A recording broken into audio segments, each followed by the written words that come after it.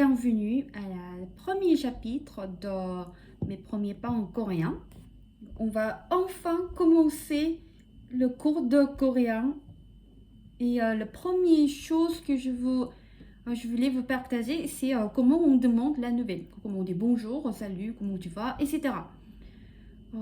Avant qu'on commence à parler ou lire les expressions, je vais vous expliquer 3 niveaux de politesse.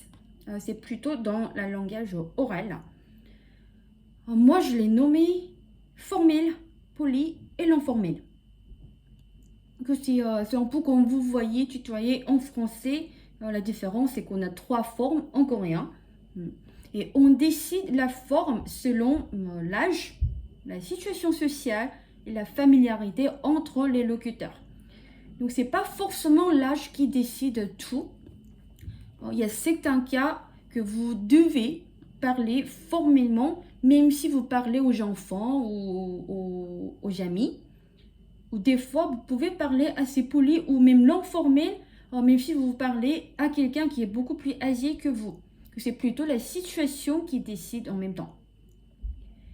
Et pour ajuster la politesse, pour appliquer la politesse dans votre phrase, il faut changer la terminaison du verbe. Du coup, c'est ce qu'on appelle conjugaison, juste comme français. Et conjugaison, ça se passe au verbe de la phrase. Et n'oubliez pas que le verbe coréen se trouve toujours tout à la fin de la phrase. Donc, vous allez voir cette conjugaison à la fin de la phrase, juste devant la ponctuation. On va commencer par la forme informelle. Que la forme informelle n'utilise quand vous s'adressez à quelqu'un qui est plus jeune que vous, plus inférieur que vous, ou qui est égal au même niveau.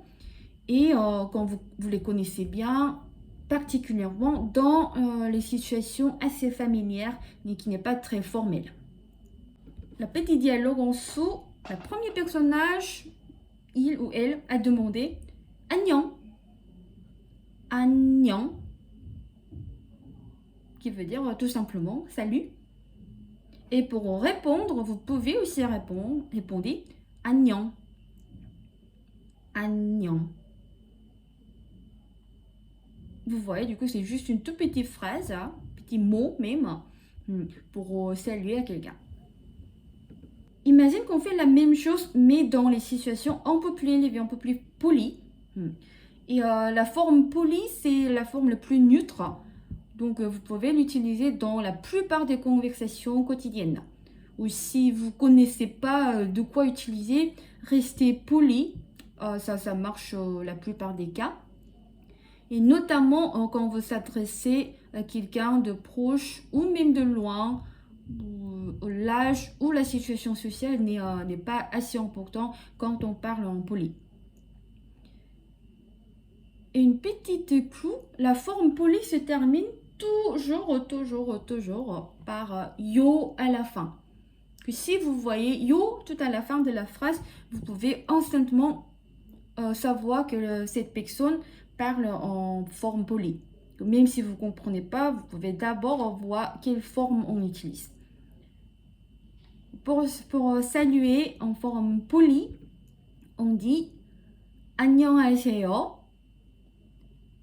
안녕하세요. 안녕하세요. Et pour répondre, on fait le même. 네, 안녕하세요. 네, comme oui. 안녕하세요, bonjour. Voilà, c'est si simple. Et après, on va voir la forme formelle. Du coup, la forme formelle, elle s'utilise dans les situations formelles ou plus professionnelles, on dirait. Et vous pouvez aussi l'utiliser dans les discours publics quand vous parlez aux plusieurs personnes inconnues. C'est mieux de parler en formel. Et la forme formelle se termine toujours par ta ou ka à la fin. Ta pour les phrases affirmatives et ka pour les interrogations. On fait la même chose Ici, on va saluer en forme formelle. La première personne, elle dit 안녕하십니까?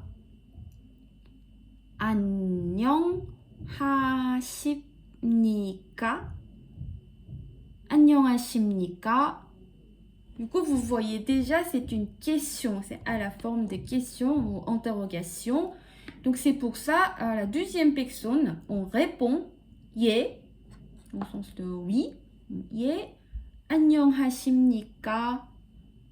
Et après, on a rajouté une autre phrase assez intéressante. Lui, il dit 좋은 아침입니다. 좋은 아침입니다. 좋은 아침입니다. Qui veut dire, enfin, c'est une bonne matinée. Que c'est juste une expression qu'on dit quand on croise quelqu'un le matin.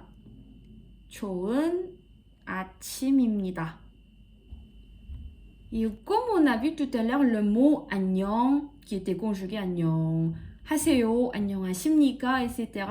En fait, le mot il-même, il signifie être bien. Donc, on n'est pas obligé de demander tu vas bien, vous allez bien à chaque fois, parce qu'on a déjà le sens dans ce petit mot 안녕. Par contre, si vous voulez vraiment demander s'il va bien, on peut poser la question. C'est ce que j'ai mis à la 4e dialogue. Quand la première personne, elle dit 안녕하세요. 잘 지내셨어요? Je répète. 잘 지내셨어요? 잘 지내셨어요? Donc ça c'est la question qu'on pose en sens de vous allez bien, tout se passe bien, etc. Et si quelqu'un nous pose cette question, il faut qu'on réponde. Et la réponse est à peu près le même. 네, 잘 지냈어요. 네, 잘 지냈어요.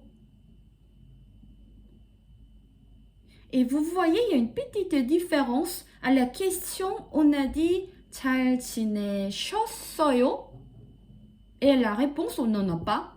Et ce petit en section de si, ça fait partie de l'honorifique qu'on va parler plus tard dans la partie grammaire.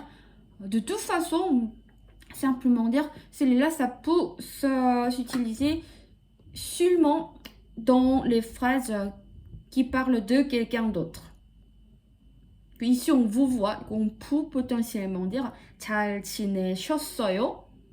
Mais la réponse, il s'agit à moi, je vais bien. Du coup, là, on ne peut pas utiliser 셨어요. Il faut que vous gardiez 잘 지냈어요. Et après, il a rajouté 아라씨는요. Que Ara, c'est son prénom. Et si, c'est ce qu'on rajoute au nom pour être un peu plus poli, un peu comme Madame, Monsieur. Que 아라씨, et la terminaison, ça fait 는요. Que c'est juste pour reposer, redemander la même question. Quand on dit 아라씨는요, et toi, et vous, Ara. Donc, on repose la même question. Tu vas bien, et toi aussi. Et toi. Et tout à la fin, donc, on peut imaginer que cette personne s'appelle Ara. Et elle répond 네, 저도 잘 지냈어요. 저도 잘 지냈어요. 저도, ça fait partie du moi aussi. Et après, elle a répété la même réponse. 잘 지냈어요. Voilà, c'est tout pour la leçon 4.